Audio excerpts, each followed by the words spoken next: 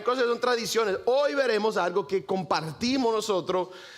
¿Saben cuántas veces nosotros participamos de la cena del Señor como iglesia? ¿Saben cuántas veces al año?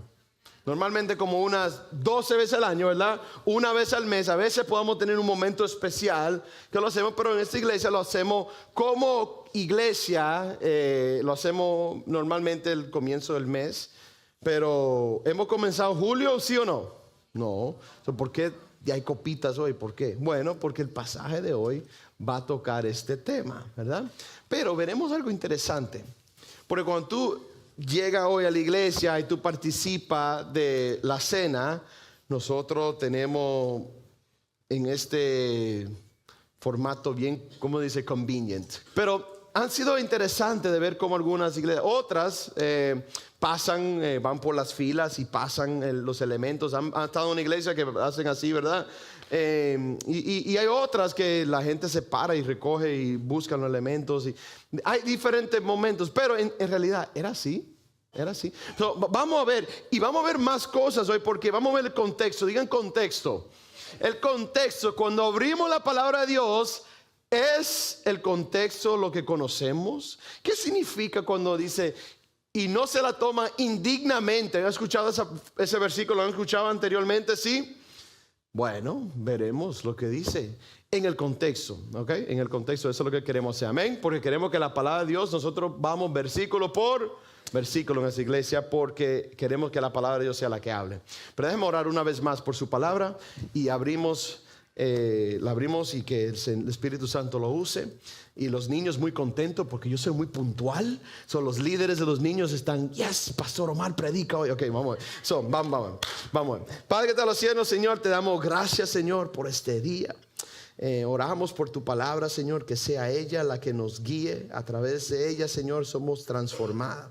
Entonces, úsala, Señor. Usa mis labios, Señor, y al final del día haz tu trabajo con ella. Pedimos tu nombre, todo en tu nombre. Amén. Amén. Ok, 1 Corintios capítulo 11. Vamos a empezar desde el versículo 17. Pero al anunciaros esto que sigue, no os alabo, porque no os congregáis para lo mejor, sino para lo peor. Pues en primer lugar, cuando os reunís como iglesia, oigo que hay entre vosotros, ¿qué hay? Divisiones, y en parte lo creo. Porque es preciso que entre vosotros haya distinciones para que se hagan manifiestos entre vosotros lo que son aprobados. Cuando pues os reunís vosotros, eso no es comer la cena del Señor. Porque al comer, cada uno se adelanta a tomar su propia cena. Y uno tiene hambre y otro se embriaga. Pues que no tenéis casas en que comáis y bebáis, o menospreciáis la iglesia de Dios y avergonzáis a los que no tienen nada. ¿Qué os diré? ¿Os alabaré? En esto no os alabo, porque yo recibí del Señor, y aquí entra en la teología de verdad de qué es la cena del Señor, cómo fue que Jesús lo hizo. Y dice, porque yo recibí del Señor lo que también os he enseñado, que el Señor Jesús, la noche que fue entregado, tomó pan, y habiendo dado gracia, lo partió y dijo, tomad, comed, este es mi cuerpo, que por vosotros es partido. Haced esto en memoria de mí. Asimismo, tomó también la copa después de haber cenado, diciendo, esta copa es el nuevo pacto en mi sangre. Haced esto todas las veces que la beberéis en memoria de mí. Y sabemos algo, que el apóstol Pablo no estuvo ahí cuando Jesús lo hizo. Saben eso, obviamente, ¿verdad?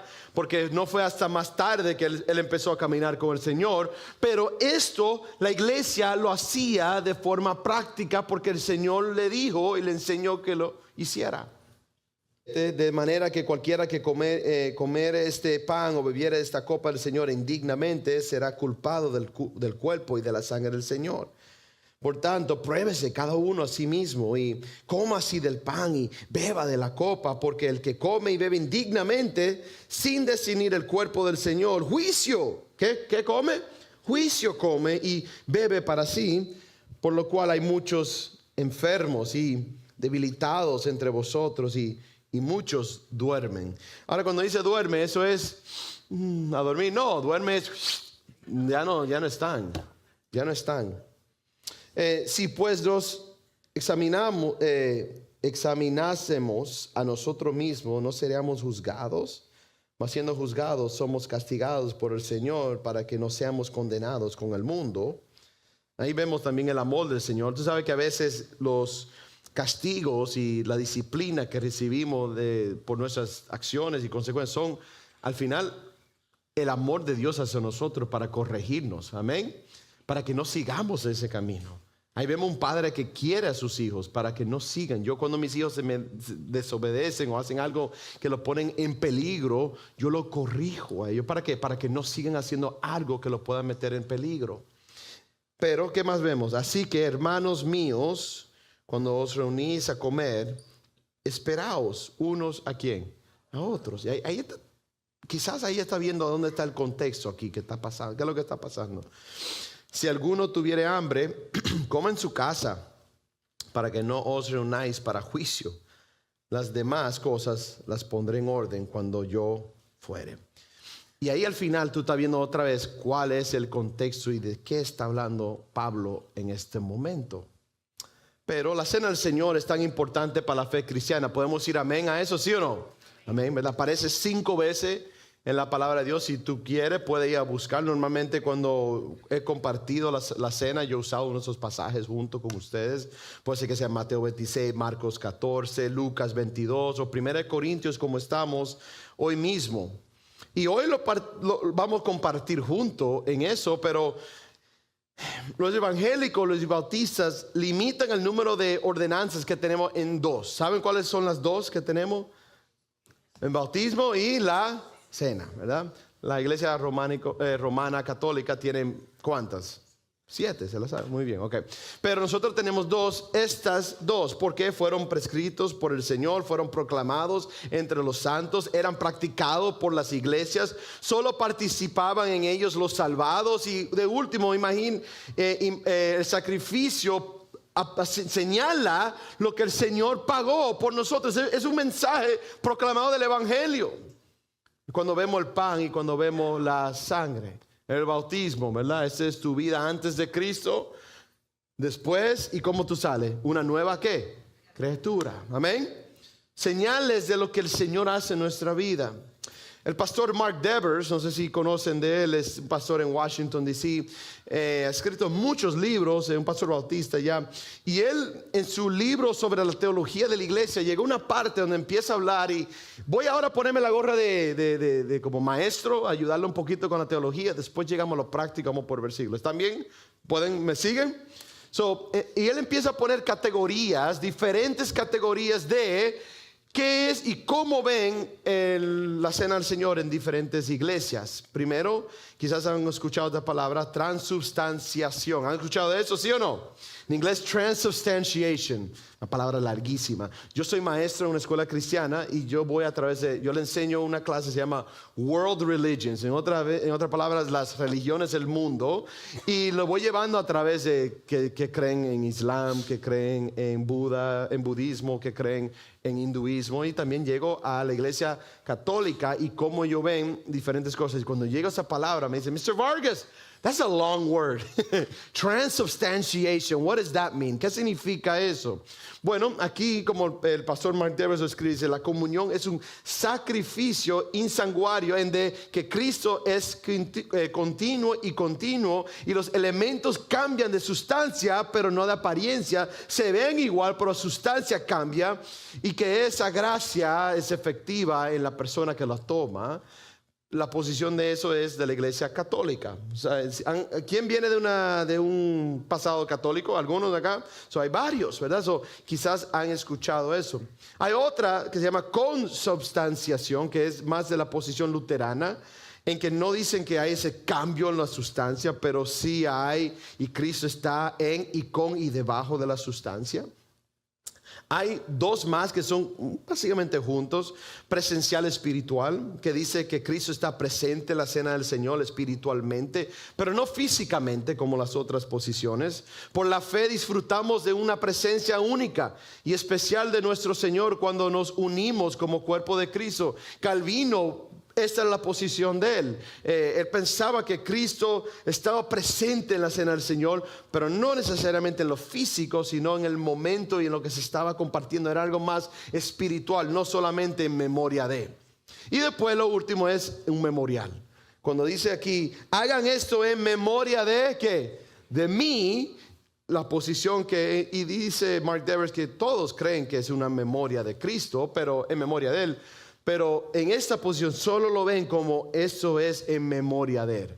No hay nada más que es un momento de recordar lo que hizo Cristo por nosotros. Devers escribe, dice, los bautistas han utilizado históricamente un lenguaje tan rico sobre la presencia de Cristo en la cena del Señor para quienes vienen por fe, que la pequeña diferencia es perceptible entre su posición y la idea reformista de la presencia. En otra palabra, el punto 3 y 4 son muy similares y de verdad van juntos en cómo vemos este momento precioso que hacemos como iglesia. Eso es muy importante. Hay un poquito de la teología, pero veremos ahora cuando llegamos versículo por versículo qué era en el contexto lo que pasaba.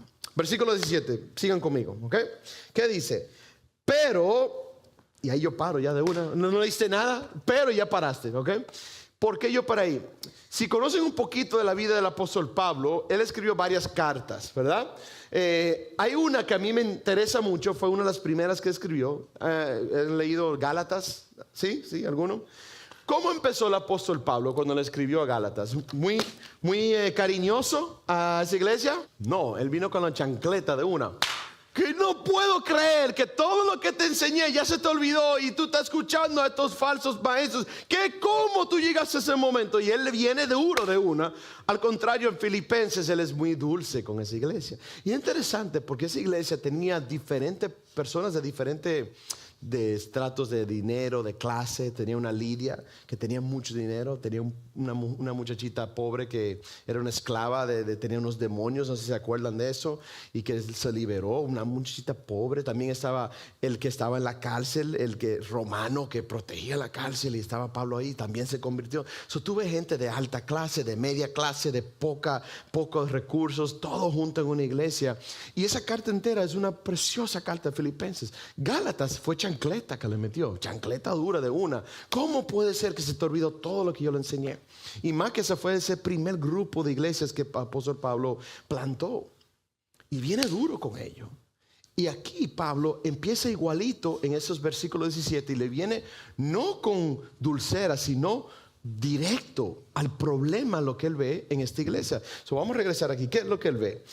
Pero al anunciaros esto que sigue, no os alabo, porque no os congregáis. ¿Para qué? Para lo mejor. En otra palabra, hay a veces que no nos congregamos para lo mejor, ¿sí o no? Hay a veces que dependiendo de cómo venimos, no estamos viniendo para lo mejor, estamos viniendo para peor. Y aquí dice, no os congregáis para lo mejor, sino para lo peor. Pues en primer lugar, cuando os reunís como iglesia, oigo que hay entre vosotros que, y allá vamos ya un poquito el contexto. ¿Qué es lo que él está viendo que está pasando aquí ahora? ¿Qué hay en la iglesia? Hay divisiones, dígame, divisiones, ¿verdad? Si se acuerdan del comienzo de la carta, al principio, ¿qué fue lo primero que el apóstol Pablo estaba luchando con? Las divisiones que había en la iglesia de Corintio. Duramos como 2 o 3 capítulos hablando de que había división. Pero parece que también con la cena del Señor había división. Había algo que lo tenía dividido. Y aquí en este versículo vemos a Pablo que muestra un descontento con esta iglesia y de cómo han tratado algo tan sagrado como la cena del Señor. Ahora seguimos leyendo un poquito más. Dice, porque es preciso que entre vosotros haya distinciones para que se hagan manifiestos entre vosotros los que son aprobados. Cuando pues os reunís vosotros, esto no es comer la cena del Señor. Porque al comer cada uno, y aquí estamos entendiendo un poquito más de lo que está pasando, porque al comer cada uno se adelanta a tomar su propia cena y uno tiene hambre y otro se ¿qué? ¿Qué es eso? Parece que la cena del Señor no era Welch's, no era bebida de juguito de uva, porque yo me tomo un galón de eso y yo no me emborracho, ¿Eso qué era? ¿Era qué? Era vino, había vino ahí, ¿verdad? Entonces, pero aquí estamos viendo algo que está pasando entre ellos que está feo. Y tú dices, pero no entiendo, porque cuando yo vengo a la iglesia, primero, esto no me llena. ¿A ti te llena esto? Dígame a mí, ¿cuánta barriguita? ¿Esto me va a llenar a mí? Esto no llena. Esto no me emborracha. Esto no, yo me la tomo y en realidad hay suficiente. Si no hay, vamos atrás y traemos más, ¿verdad? Si no, llamamos y ordenamos más. Nos lo mandan por UPS y llega la cajita. ¿Es igual para nosotros lo que estamos viviendo esta iglesia? ¿O era diferente el formato de cómo tomaban la cena? Era interesante, ¿verdad? Hay algo que ya vemos que está diferente de cómo lo hacemos nosotros. Ahora es fácil hacerlo de esta forma. No, no es fácil, es más práctico. Vamos a decir, es práctico hacerlo de la forma que lo hacemos. ¿Por qué? Porque somos muchos, ¿verdad? Venimos, nos sentamos, pero cuando tú piensas en la cena, no me voy para abajo porque me han dicho de que no me baje, porque después la cámara no me ve, ¿verdad? Entonces, uno viene, coge su copita, canta la canción, se sienta, ¿verdad? El pastor le comparte la palabra. Ok, vamos a abrir. Ok, oremos por el pan que fue roto por nosotros. Gracias, Señor, por tu cuerpo. Comemos. Después, ¿qué más? Oramos por qué. Por la sangre. Señor, gracias por tu sangre que fue derramada por nosotros, que nos limpia de nuestros pecados. Ahora, ¿todo lo que yo he dicho está incorrecto? No, es correcto. El cuerpo fue quebrantado. La sangre sí fue derramada por nosotros y nos hace todos los pecados como blanco como la nieve, ¿verdad? Y nos lo tomamos y recordamos y le damos gracias, Señor. En realidad no hay mal en eso, pero sí queremos ver cuál es el contexto, porque cuando tú entiendes el contexto, después tú puedes entender cuando Él dice no lo tomen dignamente. ¿Me hago entender? Es importante. ¿Cómo era? Bueno, vamos a decir que el chavalo que es un hombre rico con mucho dinero, ¿verdad? Wow, lo sabemos de eso, yes, ¿verdad? Bueno, ¿tú crees que la iglesia se reunía durante los tiempos del apóstol Pablo, así como nosotros, en un templo así grande, con aire acondicionado? Olvídese del aire, pero en un templo así, juntos y todos. No. ¿Cómo se reunían? ¿Cómo vemos en Hechos? ¿Qué decían? ¿Iban qué? Casa en casa. ¿Qué es lo que pasa cuando la iglesia va creciendo? La casita mía que es chiquita, no caben todos, ¿verdad? Entonces, pero el chavalo, el Señor, Dios le ha dado buenos recursos, entonces tiene una casa más grande. Yo le digo, José, ¿pudiéramos usar tu casa para poder tener los servicios ya? Porque ya la casa donde comenzamos está muy chiquita. Y a veces puede pasar eso con las barcas, ¿no? A veces la barca ya está muy grande la barca para eso. Nosotros decimos, multiplíquense, ¿verdad? Pero si no, tenemos que buscar otra casa que sea más grande. Entonces, en el caso, el chaval abre su casa y dice, sí, vamos a abrirla. Y ahí tiene su casa más grande, más amplia, ya podemos tomar. Y lo interesante es que ellos cenaban juntos. No era de que la copita y todo eso. Ellos cenaban, tenían una comida. Han hecho algo así como familia, como iglesia. En inglés se dice potluck. ¿Cómo se dice eso en español? Déjame pensar. Cuando toda la gente trae un plato y tan... Un compartir, ¿verdad? Entonces, están en el compartir, están compartiendo todo juntos, están comiendo y quizás al final, el clímax, los momentos más preciosos, se para uno y dice, vamos a decir, el apóstol Pedro dice, ahora vamos como iglesia a recordar por qué estamos cenando juntos, por qué estamos aquí, por qué estamos reunidos como iglesia. Recuérdense lo que el Señor enseñó. Y ahí pasa por la teología que vimos, que nosotros estamos aquí por el cuerpo y la sangre y todo eso, muy bonito, ¿verdad? Tú ves que primeramente es diferente, ¿verdad? Es una cena, es un tiempo junto, un compartir, es un momento en familia que están teniendo. Pero tú me dices, pastor, ¿qué tiene que ver eso que tú me dijiste que el chaval era rico, tenía una casa más grande? ¿Qué tiene que ver eso con nada? Bueno, había un problema. Porque si vemos el contexto, ¿qué es lo que estaba pasando? Hay gente en la iglesia que son ricos, ¿sí o no? A veces sí.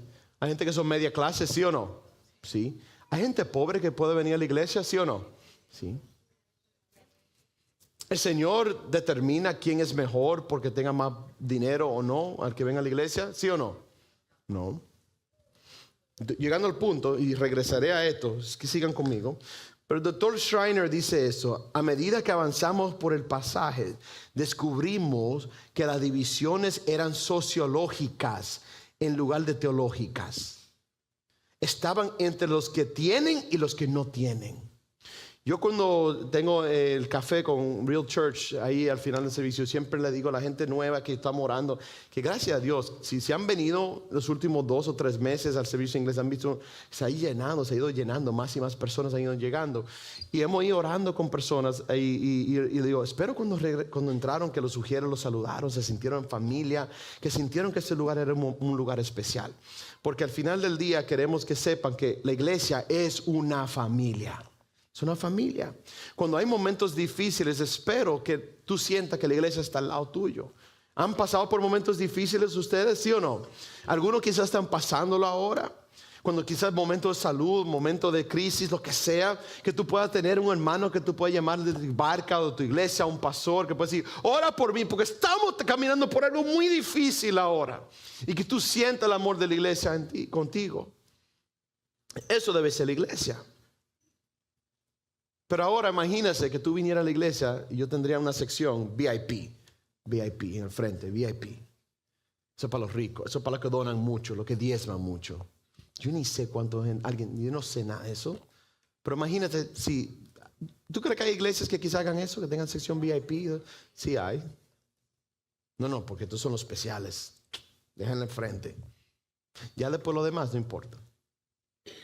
By the way, la palabra habla de eso. Pero llegamos al versículo 21 y leemos más, dice, porque al comer cada uno se adelanta a tomar su propia, ¿qué? Su propia cena. Me gusta lo que este pastor dice, y ya regreso a lo que dije el chavalo. Dice, según el libro de los Hechos, la iglesia primitiva solo le gustaba comer junto, como vemos en Hechos 2, capítulo 2, versículo 46. Pero ¿cuál era el problema?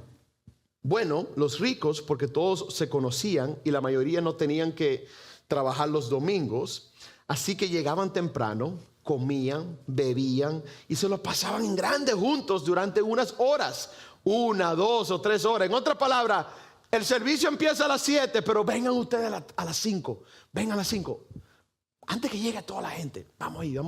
Y llegaban y empezaban a llegar la gente. Dice, con el tiempo los pobres empezaron a llegar más o menos a la hora de que empezara el servicio, pero para entonces todos los asientos de la sala principal ya estaban ocupadas y los pobres acababan teniendo que irse a otra sala, y los pobres también tenían que comer y ya no había nada. En otra palabra, habían 2 campus, uno para los ricos y otro para los pobres. Además, cuando llegaron los pobres, toda esa comida ya no había.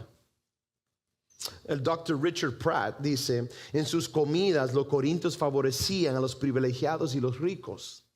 Si la cena del Señor se celebraba en casas de corintios, los ricos y los poderosos podrían haber podido comer primero. Como uno seguía hambriento mientras otros se emborrachaban, obviamente comía y bebía en exceso, porque la palabra dice que, ¿qué es lo que dice ahí en el versículo 21? Y otros se, ¿qué? Embriaga. Esto ya habría sido bastante malo, pero agravaron el daño al no dejar nada para los demás. Imagínense que tú llegues a compartir en tu iglesia, tu familia, pero ya el dueño y los ricos tenían sus momentos, ya comieron todo, y ya cuando llega el pobre que no podía llegar a la hora de ustedes, o quizás no fueron invitados. ¿Tú crees que eso pasa en la iglesia? Que hay clics, como dice, hay un grupito aquí, otro grupito allá, otro grupito aquí, otro allá. Sí, eso pasa. Hay divisiones así que pueden pasar en una iglesia. Sí, pueden pasar. Y al final, cuando ya llega el que no tiene, ahí está el chavalo con el palillo ahí, quitándose la comida ahí. Comió todo. Wow, ese ribeye está más bueno. Y llega chico que no tiene casi nada. Y chico dice, pero ¿y la costillita? ¿Dónde me la deja? Bueno, no costillita, bueno, no eran, eran judíos, pero ¿y dónde está la comida? Yo con hambre. ¿Y mi silla? I'm sorry, no hay, ya vinieron antes. Tú te sientas allá atrás. ¿Están viendo el problema que hay aquí? Pero tú pensabas que eso era sobre la copita y cómo tú te la tomabas, cómo iba tu vida. ¿Tú estás viendo cuál era el problema en contexto de lo que estaba pasando? Porque Pablo lo menciona varias veces. Vemos el versículo 2 y dice 22.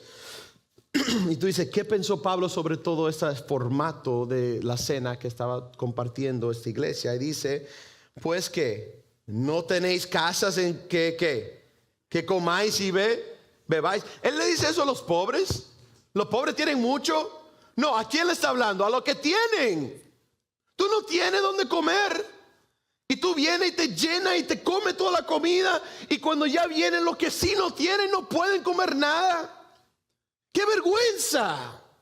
Y llega y sigue más y dice, o menospreciáis la iglesia de Dios y avergonzáis a los que no tienen nada. Imagínate, uno que no tiene nada llega ahí.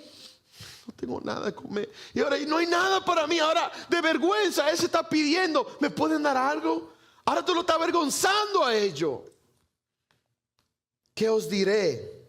¿Os alabaré? En esto no, ¿qué? Os alabo. Pablo expone una teología muy en lo que siguen los versículos y le empieza a enseñar desde el versículo 23 hacia el 26 que era la teología de la cena del Señor. ¿Qué fue lo que el Señor no había enseñado? ¿Qué dice el versículo 23? Porque yo recibí ¿de quién? Del Señor. Ahora, aquí vemos que ellos por tradición, los apóstoles empezaban a enseñar lo que era la enseñanza del Señor porque el Señor le mandó que lo hicieran. Y él lo recibió, aunque sea cuando él estuvo con el Señor por los 3 años que estuvo en el desierto, o si fue a través de los apóstoles que le enseñaron, porque él no estuvo en ese momento con Jesús, ¿verdad? Alguien se lo enseñó, pero él dice, ¿quién? Yo recibí ¿de quién? Del Señor. Lo que también os he enseñado, que el Señor Jesús, la noche que fue que entregado, que él tomó pan. ¿Y qué hizo? Y habiendo dado gracias, lo partió. ¿Quién ha leído esto antes? Casi todo, ¿verdad? Porque nosotros leemos esto juntos una vez al mes, ¿verdad? ¿Y qué dice? Y dijo, tomad, comed, este es mi cuerpo que por vosotros es partido. Haz esto en memoria de mí. ¿Qué veremos? ¿Cuál es la teología que estamos viendo? Número 1 es una conmemoración. En otras palabras, se está transmitiendo lo que los apóstoles nos enseñaron hasta hoy como iglesia. Nosotros vemos que Cristo murió por ti y entregó su vida por ti. Nos proclama algo. Que vemos el versículo 26. Dice, así pues, todas las veces que comieres este pan y bebieres esa copa, ¿qué es lo que tú estás proclamando? La muerte ¿de quién? Del Señor. ¿Por qué estamos proclamando eso? Número 1, porque nosotros necesitamos ser salvados. Eso es el primer punto.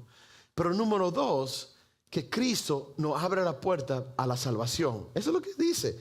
El pan fue ¿qué? Quebrantado ¿por quién? Por ti y por mí, su cuerpo. ¿Y qué más? La copa que vemos simboliza ¿qué? La sangre que fue derramada. Gracias al Padre, gracias al Señor, que Él entregó a su Hijo unigénito, que entregó su vida. Y hoy en día nosotros cuando tomamos y comemos eso, recaudamos todo lo que Él hizo por nosotros. Hoy yo soy salvo por Cristo. Y si no fuera por Él, no tuviera salvación. Necesitaba salvación y Cristo me abrió la puerta a eso. Amén. Esa es la teología. Pero ¿qué más proclama esto? ¿Qué dice el versículo 26? ¿Qué más dice?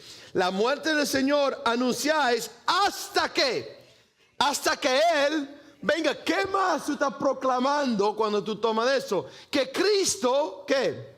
Viene. Él regresa. Amén. ¿Creen eso? Él va a regresar. Y nosotros, Él nos dijo, sigan haciéndolo hasta el día que yo regrese y lo haremos todos, ¿qué? Juntos. ¿Qué? Demos un aplauso al Señor que vamos a participar de eso, ¿no? Proclamamos que necesitamos ser salvados, proclamamos que el Señor nos puede salvar y también a través de esto proclamamos que Él viene de regreso. El Rey ya viene. ¿Han cantado esa canción? Bonito ese himno, ¿verdad? El Rey ya viene. Pero aquí llegamos al mero mero hoy. Versículo 27, lo que tú venías preparado a escuchar. ¿Qué significa tomar de la cena? ¿Qué? Indignamente. Ok, vamos a ver qué significa eso en el versículo hoy. Versículo 27. De manera que cualquiera que comiere este pan o bebiere esta copa del Señor indignamente, será culpado del cuerpo y de la sangre del Señor. Por tanto, pruébese cada uno a cómo, a sí mismo, y coma así del qué, del pan, y beba de la qué, de la copa, porque el que come y bebe indignamente, sin discernir el cuerpo del Señor, juicio come y bebe para sí. Por lo cual hay muchos enfermos y debilitados entre vosotros, y muchos duermen. Entonces, en el griego, cuando la palabra dice, y yo no hago eso mucho, pero aquí es importante, cuando dice que comas y que come indignamente, y la palabra indignamente no es un adjetivo, es un adverbio. ¿A quién se está enfocando? ¿En la persona? ¿O en la forma y lo práctico y de cómo estaban tomando del Señor? Dígame, ¿en la persona o en la acción? Pero todo el tiempo, no te lo comen dignamente porque tú eres un pecador y no lo puedes. Abstiene hasta el próximo domingo que lo vamos a hacer porque tú eres un pecador. Eso era lo que significaba ahí. Interesante, ¿no? Cuando tuve el contexto. Ahora, debemos vivir vidas transformadas, que estemos caminando con el Señor y que estemos caminando bien con Él, ¿sí o no? Claro que si nadie está negando eso. Quiero que después digan, le llaman al pastor, tu hijo dijo que podemos hacer lo que nos da la gana. Yo no dije eso, ¿ok? Tranquilo, Bobby, tranquilo, ¿ok?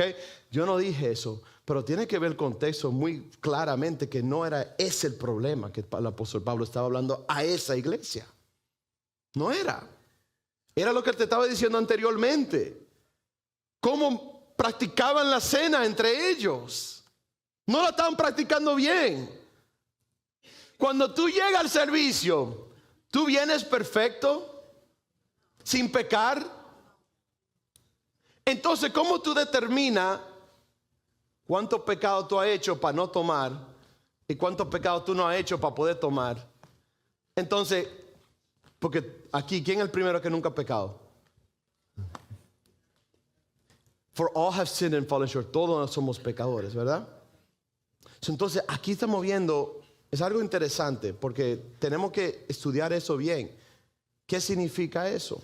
Richard Pratt, otra vez el doctor, dice esto, dice, participar en la cena del Señor de manera indigna, tradicionalmente se ha interpretado en sentido amplio como participar teniendo pecado no confesado. Dice, esto puede deberse en parte a una mala interpretación que entiende que indigno describe al pecador más que la forma en que participa.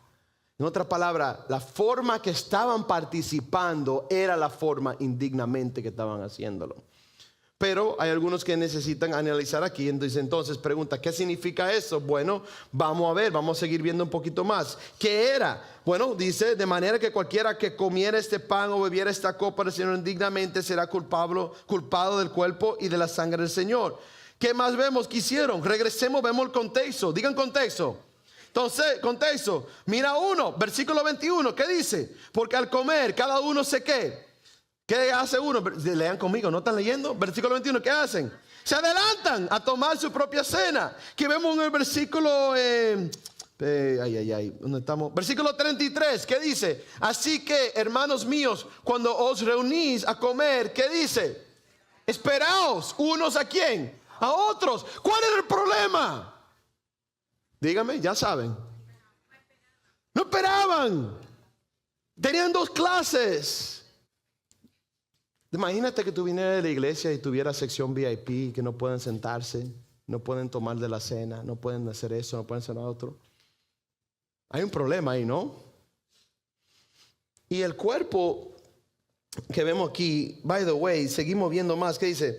Dice, por tanto, pruébese cada uno a sí mismo y coman así del pan y beban de la copa. Porque el que come y bebe indignamente sin discernir el cuerpo del Señor, ¿qué es lo que hacen a sí mismo? Juicio que come y bebe para sí. Por lo cual hay muchos enfermos y debilitados entre vosotros, y muchos hoy duermen. En el contexto de este pasaje, especialmente los últimos 2 versículos, vemos que tenía que ver con el espíritu de división en la iglesia. El espíritu de división que había en esa iglesia. Y él decía, mira tu vida, si tú no estás bien con Dios o con los demás, sería mejor que no participaras de la copa. Vámonos a Mateo capítulo 5, del versículo 36. Ni por tu cabeza jurarás, porque no puedes hacer blanco o negro un solo cabello, pero sea vuestro hablar sí, sí, no, no, porque lo que es más de eso del mal procede. Oséis que fue dicho, ojo por ojo y diente por diente, pero yo os digo, no restáis al que es malo, antes que a cualquiera que te hiera en la mejilla derecha, vuélvele también la ¿qué? La otra. Y al que quiera ponerte a pleito y quitarte la túnica, déjale también la ¿qué? Capa. Y a cualquiera que te obligue a llevar la carga una milla, ve con él ¿qué? 2. Al que te pida, dale, y al que te quiera tomar de ti prestado, no se lo rehuses. Oséis fue dicho, amarás a tu prójimo y aborreceréis a tu enemigo. Pero yo os digo, amad a vuestros enemigos, bendecid a los que os maldicen, haced bien a los que os aborrecen y orad por los que os ultrajan y os persiguen, para que seáis hijos de vuestro Padre que están en los cielos, que hace salir su sol sobre los malos y buenos, y que hace llover sobre los justos e injustos. Porque si amáis a los que os aman, ¿qué recompensa tendréis? ¿No hacen también lo mismo los publicanos? Y si saludáis a los hermanos solamente, que hacéis de más, ¿no también haces así los gentiles? Sed pues vosotros perfectos, como vuestros padres que están en los cielos es ¿qué? Perfecto. Y vemos a una iglesia en el sentido de que el Señor le enseña a ellos que la forma de nosotros ser es culturalmente diferente a lo que es lo normal en el mundo. Nosotros somos diferentes. Hay un momento que el Señor le dice a él, si tú tienes un problema con tu hermano, ¿qué es lo que tú debes hacer? Deja tu ofrenda ahí, ¿qué? Arréglate, ¿qué? Arréglate. Porque todo lo que era del Sermón del Monte, del capítulo 5 al 7, era, la ley dice esto, pero yo te digo algo más que la ley. Y te digo a ti que si tú no te has arreglado con tu hermano, ni lo traigas la ofrenda. Mejor arréglate y después ven y trae tu ofrenda. No hay nada diferente a lo que vemos con la cena. Pero van a participar y tomar de ella y decir, en otras palabras, no vengas cuando en tu corazón estás separado de los demás por algún tipo de orgullo. No vengas a tomar cuando guardas resentimiento o falta de perdón en tu corazón. Gracias, Señor, por tu perdón, y tú no has perdonado el otro que está al lado tuyo. No vengas diciendo que valoras el perdón de Dios cuando está mal en ese sentido. Y no vengas cuando estás dividido entre tus hermanos y hermanas por algún asunto secundario y no esencial. Eso es claro a través de la palabra. Y de último, ¿qué fue la consecuencia de eso? Versículo 30, vámonos a 1 Corintios capítulo 11, versículo 30, ¿qué dice? Por lo cual hay muchos que enfermos y debilitados. El doctor Leon Morris en su comentario dice, los males espirituales a veces tienen consecuencias físicas. Y parece que pasaba en esta iglesia. No se puede sugarcoat, como se dice, no se puede no leerlo. Y aquí lo dice claro. Hay gente que murieron por la forma en cómo que vivían. ¿Ha pasado eso en otro lugar en el Nuevo Testamento? En Hechos, ¿saben qué pasó? ¿A quién? ¿A quién le pasó algo similar? ¿Siempre es así que pasa con Dios? ¿Sí o no? No, obviamente, pero hay casos en que el juicio de Dios viene por las personas que no siguen lo que dice su palabra. Terminamos con los últimos 2. Dice, así que, hermanos míos, cuando os reunís a comer, ¿qué? Esperaos unos a otros. Y número 2, si alguno tuviere hambre, yo no creo que le está hablando a los pobres aquí, porque ellos siempre tenían hambre, ¿verdad? ¿Qué es lo que dice él? Coman en su casa, para que no os reunáis. ¿Para qué? Para juicio. En otra forma, de la práctica y la forma como están conduciendo de la cena. Las demás cosas las pondré en orden cuando yo fuere. Ahora, cuando lo hacemos aquí juntos, lo ¿estamos pecando por la forma que lo estamos haciendo aquí? No diría no, es práctico, es una forma que podemos compartir juntos. Cuando nos examinamos nuestros corazones, siempre debemos examinar si tenemos pecado en nuestra vida, ¿sí o no? Claro que sí, no se está diciendo que eso no es algo que tú no debes examinar en tu vida. Yo diría como pastor y como cualquiera, tú examínese cómo va tu caminar con el Señor. Pero sí queremos que cuando leamos un pasaje en la Biblia sepamos cuál era el problema en el contexto y no agregarle cosas que no fueron lo que era dicho ahí. Segundo, ¿cómo tratamos y estamos con los demás hermanos en la iglesia? ¿Cómo estamos? ¿Hay divisiones entre nosotros? ¿Y de qué forma estamos participando? Y qué chévere sería un día tomar la cena de esa forma que vemos a través de la palabra, que sea parte de una cena y al final podamos terminar y concluir celebrando que el pan y que la sangre fue derramada por nosotros. Amén. Vamos a lo práctico, vamos al contexto y no vayamos fuera de ello. Bueno, vamos a cerrar. Padre que está en los cielos, Señor, te damos gracias, Señor, por este día, Señor. Ayúdanos nuestros corazones de caminar correctamente contigo, Señor, y hacer lo que tú quieres para tu iglesia, Señor. Ayúdanos, Señor, a siempre tener sabiduría cuando abrimos la palabra. Que le veamos como un espejo y mirar nuestra vida y decir, ¿cómo yo he fallado en esto, Señor? A la misma vez, Señor, entendamos, Señor, que a veces hay tradiciones que hacemos por tradición y que no sea necesariamente porque es exactamente lo que Dios o el apóstol Pablo o Pedro nos ha comendado y nos ha dicho que debemos hacer. Ayúdanos en eso. Y además de todo, Señor, ayúdanos en caminar como tu Hijo y caminar a través de sus pies, ser más como Él. Te pedimos todo eso en el nombre, sobre todo en el nombre de Cristo Jesús. Y el pueblo dice, amén, amén. Que Dios le bendiga y que tenga un buen domingo. Vámonos a regresar a la cena, pero regresemos a lo que dijo el apóstol Pablo. ¿Qué dice él? Versículo 23, sigan conmigo aquí. Porque yo recibí del Señor lo que también os he enseñado, que el Señor Jesús, la noche que fue entregado, tomó ¿qué? Pan, ¿verdad? Y habiendo dado gracia, lo partió y dijo, tomad, comed, esto es mi cuerpo que por vosotros es partido. Haz eso en memoria de mí. Comemos el pan en memoria del cuerpo de Él.